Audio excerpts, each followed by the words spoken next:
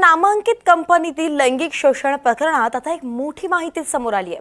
नाशिक पोलिसांनी अगदी गोपनीय कारवाई करत असल्याची माहिती समोर आली आहे। महिला वरिष्ठ अधिकारी आणि कर्मचारी वेषांतर करून कंपनीत गेल्या होत्या। नाशिक पोलिसांच्या धाडसी आणि अचूक ऑपरेशनमुळेच या सगळ्या प्रकरणाचा भांडाफोड झालाय। तर कॉर्पोरेट जिहाद हा नवीन जिहाद आता पाहायला मिळतोय, असा टोला आमदार संग्राम जगताप यांनी लगावला।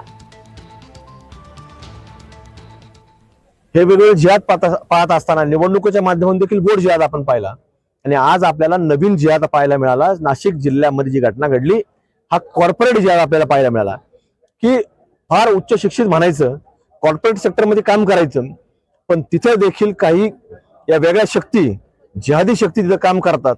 तिथं शिक्षण घेतलेले काही जिहादी प्रवृत्तीचे लोक तिथं नोकरीला पाठवतात आणि तिथं त्या मुलींना, महिलांना त्यांचं शोषण करणं, त्यांना धर्मांतरा करता प्रवृत्त करणं आणि त्यांना गोमांस खायला लावणं, असे वेगवेगळे प्रकार FIRच्या माध्यमातून नाशिक जिल्ह्यामध्ये दाखल झाले आणि महाराष्ट्र आणि देशामध्ये ते सर्वांनी चित्र पाहिलंय की कॉर्पोरेट जिहाद हा एक नवीन जिहाद आपल्याला आता पाहायला मिळतोय।